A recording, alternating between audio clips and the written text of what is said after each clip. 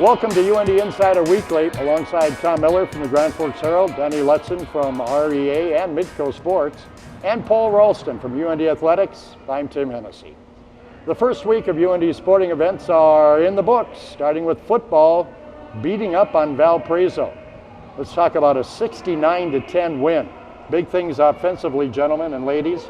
I guess we expected it, Tom Miller, for the most part. A big win for UND, maybe a lopsided win. Did we expect that big a lopsided win in an offense to put up 69 points? Yeah, I don't know if you could have expected on the first play, offensive play from scrimmage. Bartles throws it deep, 75 yards to Greg Harden for a touchdown. That kind of set things in motion. So we definitely learned that the passing game is still really good. Greg Harden's still really good. I think maybe the thing everybody was looking for, how would Ryan Bartles and Joe Molberg handle their first game action? And I think everybody can say that they handled it very well. High percentage, everything, yardage was there. Both guys looked to be as advertised. Danny, I'm guessing you were looking forward to seeing a couple of redshirt freshman quarterbacks like everybody else. What did you think in the end? Do you guys think that Bartles will take over the position, or do you think Molberg will inch his way forward? Well, I think that certainly, I think the competition is still there. I thought both quarterbacks, accounted for themselves very well. So I think that the competition is alive and well, but I think that's going to be sorted out through practice and some game reps still to be played here in the upcoming games. But I think that's probably a great question. One of the things that I thought, Tim, when you look at it from the standpoint of what did we learn from this offensive showcase, I thought the one thing we can take away is that we have two quarterbacks that can get the ball to the spots. I think, they both have proven that they have the arm strength, they can deliver the ball to the right spots. Other than that, what do you really learn in a game with Valpo? It's really tough to say that there was that much learned, but I thought that's what you learned, is that you have two quarterbacks that are capable. We're going to learn a lot more this weekend. I don't think there's any doubt against South Dakota State for the competition that'll be there. Last year, though, the defense was really a stumbling point for UND. I don't know what we'd learn again by playing Valparaiso and giving up the 10 points. What did you think defensively? I thought Valpo ran the ball a little bit on them, and there were times when they had open receivers they didn't get the ball to. What do you think? Well, I think from the standpoint defensively, they weren't going to show anything, obviously, with what's ahead. I thought that you saw that they were still going to rotate a lot of guys in. I think that's going to be the philosophy no matter who they play, whether it's Valpo, South Dakota State, or Montana.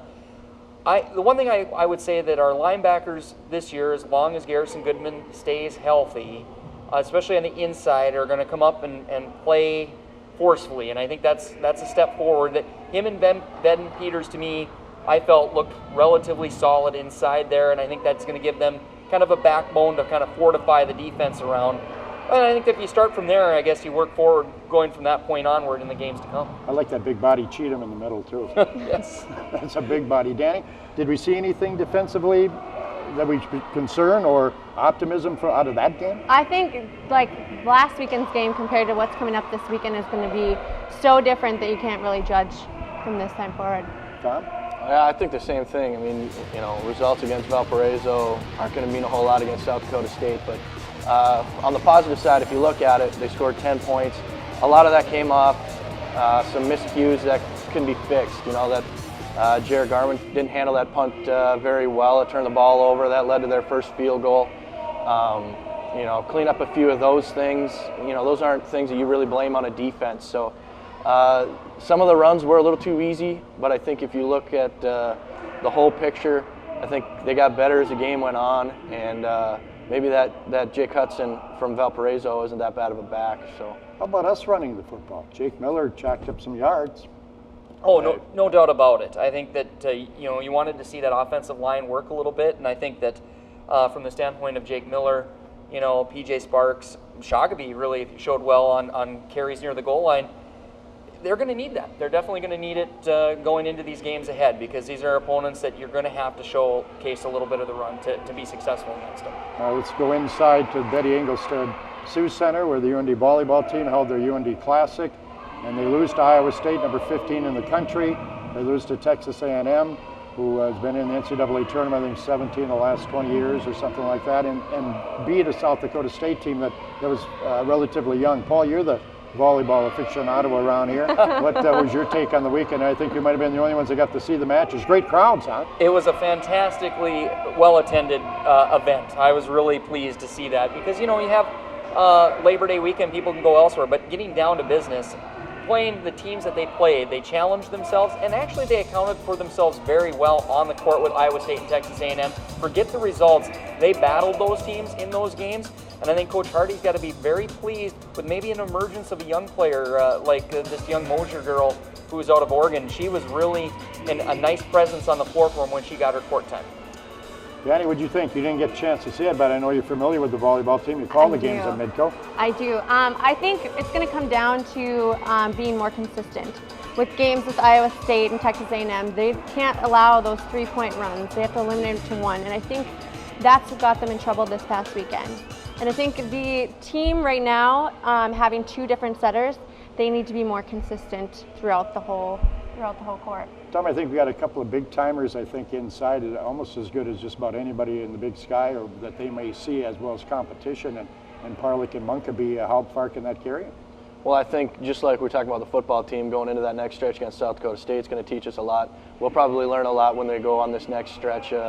They face teams like UAB, Middle Tennessee State, I think Virginia in that stretch. So the next upcoming stretch might be a little more on par with what they can handle.